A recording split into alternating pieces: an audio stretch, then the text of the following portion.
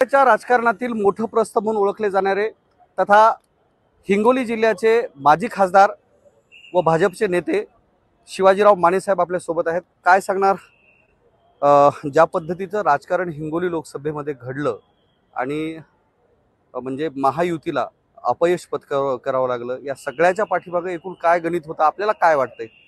निवडणुकीची पराभवाची कारणं अनेक असतात।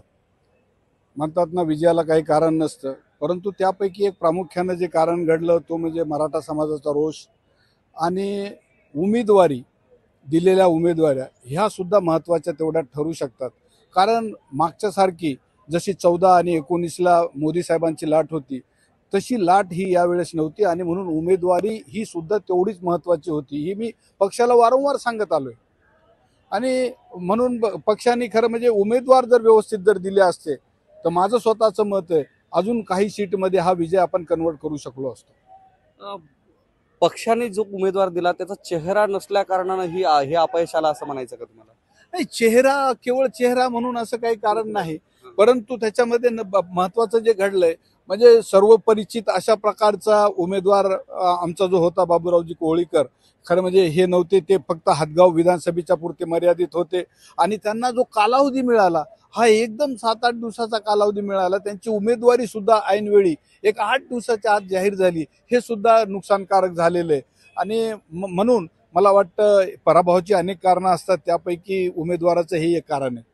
नाही, भाजप पक्ष म्हणला की भाजपामध्येच पहिल्यांदा पाहिलं जाते ती म्हणजे भाजपाची शिस्त आणि भाजपाचं संघटन, जे की बूथपासून ते पूर्ण लोकसभा असो विधानसभा असो, त्यांचं जे संघटन असते, बूथ वाईज कार्यकर्त्या, प्रत्येक जोडलेला कार्यकर्ता, मग ह्या गोष्टी कुठंतरी अपयशी ठरल्या असं म्हणता येईल का? नाही, अपयशी ठरल्या नाहीत। संघटनात्मक बाबी सगळ्या त्याची रचना जी पाहिजे होती ती होती त्या दृष्टीनं, परंतु झालं काय, आम्ही 2019 पासून कामाला लागलो। ज्यावेळेस उद्धवजी हे काँग्रेसकडे आणि राष्ट्रवादीकडे गेले आणि त्यांनी नवीन सरकार केलं, मग भाजपानं सुद्धा आपली तयारी आपल्या सोबळावर लढवण्याची ठरवली आणि त्यामधनंच आम्ही आमचं संघटन मजबूत केलं आणि अचानक आपण म्हणतो स्वप्नवत झालं की ती उमेदवारी ही शिवसेना गटाला गेली आणि त्यांचं संघटन त्या ठिकाणी मजबूत नव्हतं। शिवाय फक्त त्यांच्या कळमनुरी मतदारसंघाच्या व्यतिरिक्त आणि बाबूरावजींनी स्वतःच्या हातगावमध्ये त्यांचं संघटन होतं। इतर ठिकाणी जरी उमेदवार असले तर शिवसेनेचं संघटनात्मक जे होतं, जे मजबूतीकरण असायला पाहिजे ते नव्हतं। संघटनाचं बळ हे त्यांच्या पाठीशी नव्हतंच असं म्हटलं तर हरकत नाही। मग शिवसेनेचं जर संघटनात्मक बळ नव्हतं तर विद्यमान खासदार जे होते हेमंत पाटील, विद्यमान खासदारांचं जे संघटन होतं ते संघटन त्यांच्या पाठीशी उभं राहिलं नाही का? होतं ते संघटन नव्हतं म्हणून तर आम्ही वेळोवेळी सांगत होतो ना की बाबा उमेदवार बदला, उमेदवार बदला म्हणून। त्यांच्याविषयी जी नाराजी होती लोकांमधनं तीच आम्ही पक्षाच्या निदर्शनास आणत होतो।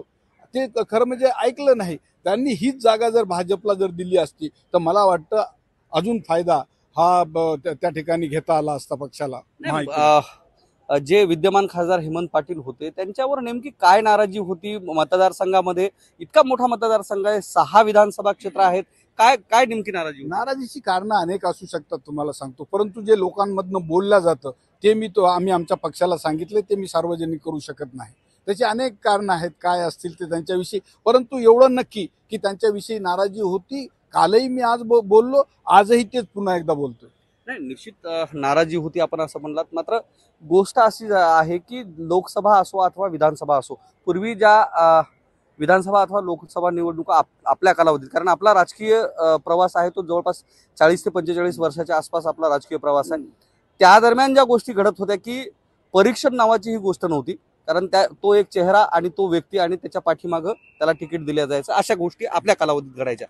मात्र आता ज्यावेळेस एखाद्या पक्षाच्या कार्यकर्त्याला तिकीट दिल्या जाते अथवा उमेदवाराला तिकीट दिल्या जाते, त्यावेळेस त्या लोकसभा मतदारसंघाचा अथवा विधानसभा मतदारसंघाचं त्याच्याविषयीचं मत हे परीक्षण केलं जाते, सर्वे होतात।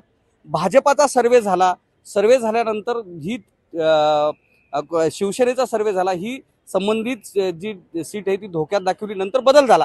मात्र हा सर्वे कुठंतरी फसलाय असं म्हणता येणार नाही का? कारण सर्वे होऊनही जर अपयशात असेल तर सर्वे माणसं फसतात, संघटन फसतं, सर्वे कधी फसत नसतो। सर्वेवाल्यांनी त्यांचे सर्वे रिपोर्ट्स बरोबर दिले असतील असं माझं स्वतःचं मत आहे। जेव्हा आमच्या सारख्याला कळू शकतं तेव्हा सर्वेवाल्याला कळत नाही का? सगळीकडनं आम्हाला मोदीची लाट नाही हे चाणाक्ष कार्यकर्त्यांनी सुरुवातीलाच ओळखलं. मग त्यांनी त्यांची रिपोर्ट्स दिले. त्याच्यानंतर पक्षाने तुम्ही मनमानी जर कराल काही कराल तर आता लोक ऐकून घेण्याच्या मनस्थितीमध्ये नाही. मुळात मी तुम्हाला जे सुरुवातीला सांगितलो की ही जी लढाई होती ही केवळ मराठा समाजाची आरक्षणापुरती लढाई नसून ही लढाई प्रस्थापित विरुद्ध विस्थापित आहे. जसं मागच्या वेळेस बाळासाहेबांनी जो उपेक्षित मराठा आहे त्याला पुढे केलं. मोदी लाटेवर जरांगे पॅटर्न हा महाराष्ट्रामध्ये आणि मराठवाड्यामध्ये सरस ठरला असं म्हणता येईल काय? नाही सरस ठरला. मग मला सांगा तेवढा ठरायला पाहिजे पण तो पाडण्यासाठी कारणीभूत ठरला हे नक्कीच. तो तेवढा काही प्रभावी ठरला नाही. मतांचा आकडा जर आपण पाहिला 1-2% मतं इकडे तिकडे झालीत. याची अनेक कारण त्याचे विश्लेषण तुम्ही करू शकता. फार मतामध्ये फरक नाही पडलाय. माने साहेब विषय असा आहे की जे टक्केवारीचं राजकारण जर पाहिलं तर टक्केवारीहून नाही काढतात. पराजय हा 1 किंवा 2 मतांना असतो. विजय महत्वाचा असतो, टक्केवारी महत्वाची नसते. जे पॉलिटिकल अजेंडा असेल तुम्ही तुमच्या दृष्टिकोनातून विजय अपयश हे थोडंसं किंवा जास्त असं नसतं. अपयश हे अपयश असतं. मग याची टक्केवारी कसं अपेक्षित धरता येईल? म्हणताना ते जो जिता वो सिकंदर तसंच आहे. आता या कुणी मला सांगा शिवसेनेचं बुथवर बसायला कुणी नव्हतं. उद्धव सेनेचं अजून काहीच नव्हती. त्यांची तयारी नव्हती. तरी लोकांनी त्यांना भरघोस मतांनी त्यांना स्वीकारलं.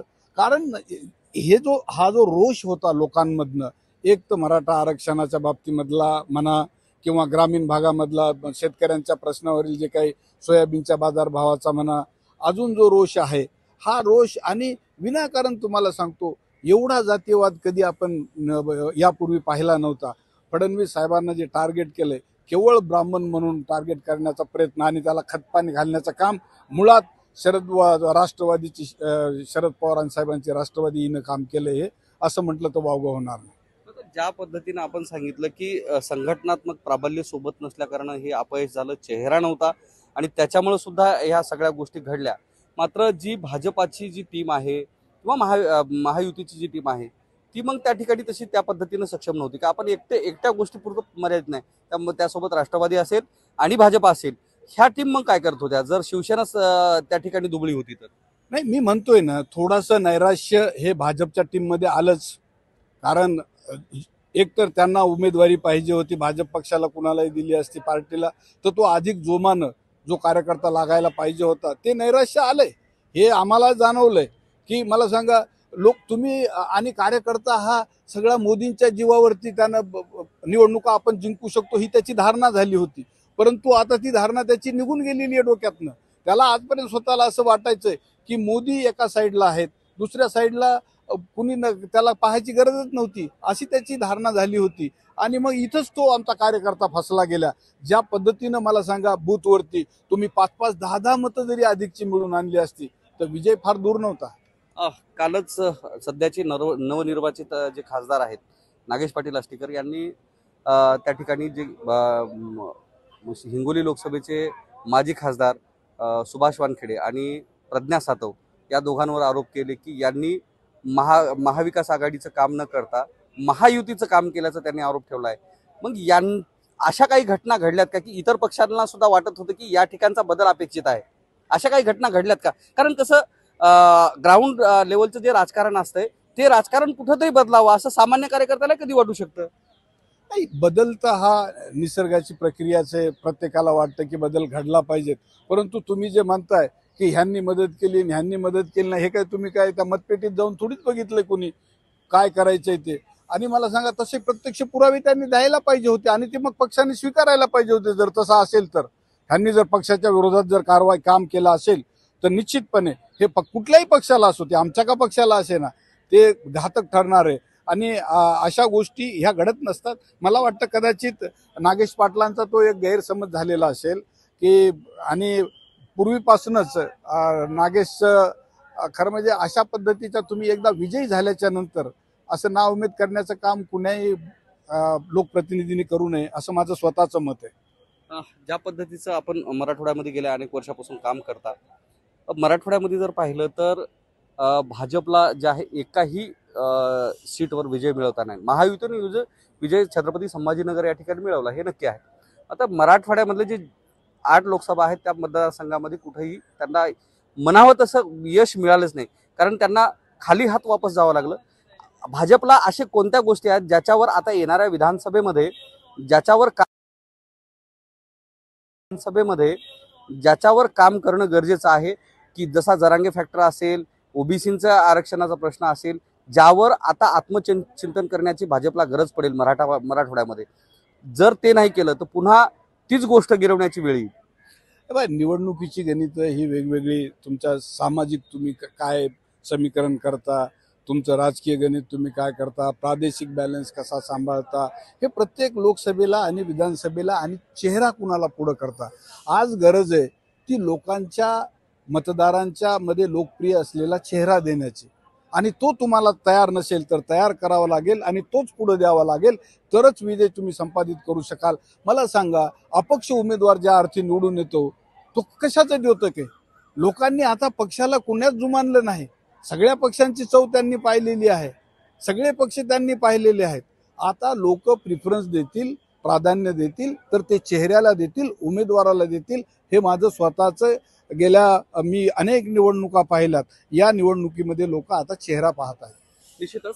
तर हे आपल्यासोबत होते मराठवाड्यातील राजकीय नेते तथा माजी खासदार शिवाजीराव माने साहेब, ज्यांनी मराठवाड्यातील राजकीय परिस्थिती असेल यावर भाष्य केले, ज्यामध्ये आता येणाऱ्या ज्या विधानसभा निवडणुका आहेत त्या विधानसभा निवडणुकांमध्ये लागणारी जी गोष्ट आहे ती कोणताही पक्ष कोणताही असो, मात्र चेहरा जो की उमेदवार त्याचा एक चेहरा असला पाहिजे, कारण त्या औऱ्यानुसारच तो जो उमेदवार आहे तो उद्याच्याला विधानसभा किंवा लोकसभा निवडणुकाच्या रिंगणात टिकू शकेल, ज्याचं काम सामाजिक, राजकीय आणि शैक्षणिक क्षेत्रामध्ये असेल, सांस्कृतिक क्षेत्रामध्ये लोकांसाठी जो चेहरा असेल त्यालाच लोक प्राधान्य देऊन समोर करतील आणि निवडून देतील, असा विश्वास त्यांनी यावेळी दाखवलाय. कॅमेरामन दीपकसह मी धनंजय सोळंके, मॅक्स महाराष्ट्र, विधान भवन, मुंबई.